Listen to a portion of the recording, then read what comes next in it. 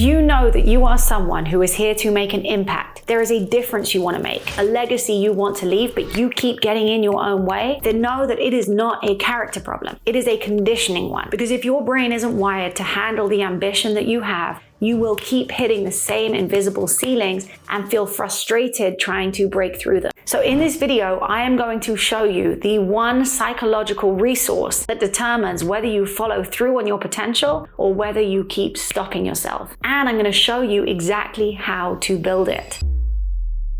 Hi, I'm Jody Jackson, a neuroconditioning specialist who uses neuroscience to train your brain for high performance so you can rewire reality for the results you most want. So whether you are leading a movement or feeding a movement, you are serving a mission that was put in your heart to be able to make the world a better place. And while you may be armed with bucket loads of passion, you can be fueled by an incredible amount of purpose, and you are able to vision into the future to see how it could look better. But it can feel heavy at times to carry that mission. And for so many of us, we know the mission is big, and what we do is we often white knuckle it at times, using mental stamina to just keep going. But mental stamina will only ever take you so far. What you actually need is mental strategy. You need a way of thinking, wiring, and fueling yourself so that it allows you to sustain your mission for the long haul, because change takes time. And I don't want you to burn out before you break through with the impact that you know you are here to make. And so one of the most important ingredients that I learned by studying the psychology of some of the most successful change makers, it was hope. And so I want to share with you 3 ways to sustain hope and mentally resource yourself for your mission. So step number 1, stop looking at the problem, right? So many of us, when we are trying to solve a problem, we look at it for too long and it can swallow us up. It can make us feel cynical. It can make us feel sad or disheartened. I was asked to speak at an event about this recently, and one of the members in the audience at the end, they asked me a question and they said,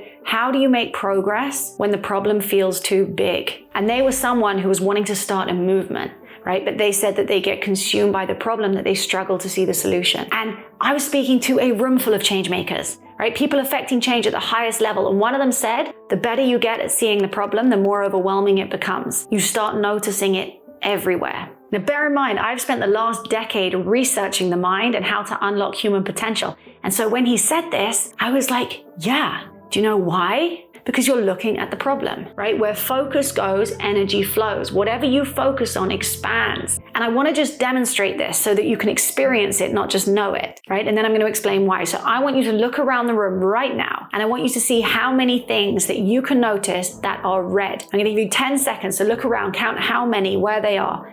Ready?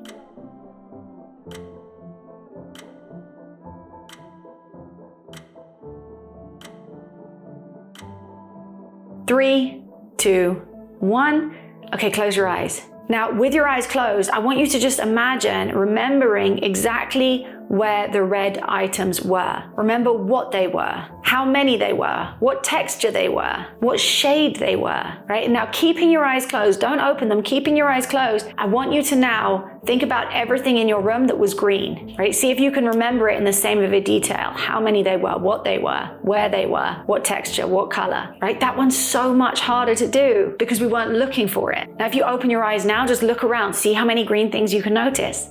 Effortlessly, right? They just kind of pop out at you. And so what changed? The room didn't change, right? What changed was your focus did. You have something in your brain called the reticular activating system. And what it does is it acts like a filter. So it will see most clearly what you tell it to look for, and it will ignore everything else. So stop focusing on the problem, or it will be all that you see, and it will seem like it's everywhere, and then it will feel overwhelming. So one of the most powerful things I did for my mental health, and by extension, my mission, right? Because you are your mission's biggest asset, and your mind is the ultimate resource. So one of the most powerful things I did was shift my focus from problems to solutions. And this is something I've really had to explain since, because often when I talk about the power of solutions, people think that I'm undermining or ignoring the presence of the problem, right? But that's not the case. You cannot understand the significance of a solution without knowing the reach of the problem. They are not disconnected. It's just, where are you focused? Where are you looking? Because if you're looking at the problem, that will be the thing that expands. So you can be aware of the problem in as much as it's of service to you, right? I'm aware of the negativity bias in the media. I'm aware it's effing up the minds of so many people and distorting people's reality and causing so much friction and hate in society.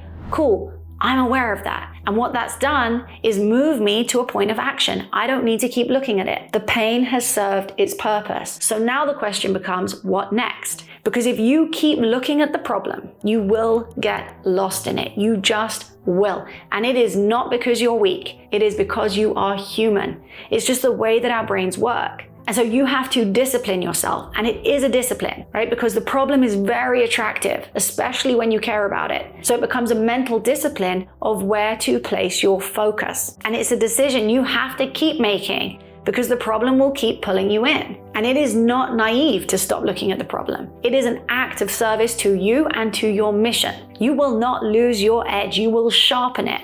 An example I often share is people who watched the Boston Marathon bombings, right? People who watched it repetitively on TV experienced higher levels of acute stress than the people who were actually at the event and saw it once, right? Because the people who watched it on TV, they watched it repeatedly. They looked at the problem too repetitively, too emotionally for too long, and it caused them higher levels of distress. Stop looking at the problem. It makes you less effective. The pain has served its purpose. It has moved you to action. Now shift your focus and attention to solutions. So that's step number 1, choose your focus. Step number 2 for how to sustain hope, live in the gain, not in the gap. Okay, there is an incredible book by Dan Sullivan. I highly recommend it. And one of the things it talks about is that when you are going after a goal, right, there is always going to be a gap. And most change makers, they live in this gap. They look at the space between where they want to be, the change they want to see, and where they are now, right? That is the gap. And the problem with living there is that you will never feel like you are doing enough, like you're achieving enough, right? You will never feel enough. And here is the thing, if you are a high achiever, which I know you are because you're watching this video right now, right? Then if you are a high achiever, even when you get close to your goal, you'll set a new one. The post will always move. That gap will always exist. So you can look at it, right? You can still be ambitious. You can still move the goalpost, but don't live in it.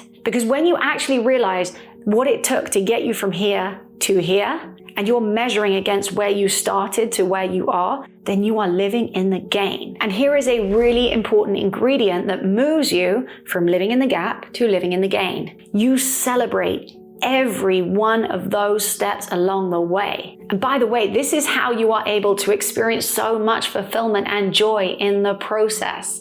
And not only that, but when you're acting from a place of gain instead of gap, when you are celebrating yourself rather than judging yourself, you actually go after your goals and take action from a place of self-respect instead of from a place of self-judgment. So that's step number 2. Live in the gain, look at the gap. And step number 3, this is the big one, build a mindset to match your mission. And here is what I mean by this. Les Brown says, big dreams cannot fit inside a small mindset. And the top 1%, the high performers, the visionaries, the builders, they know this. That is why they invest in personal growth, right? They train their minds to support the mission that they are building. Because if your vision is big, then your mindset needs to be bigger. And let me tell you something. The mindset that sparked your mission is rarely the same one required to help you scale it.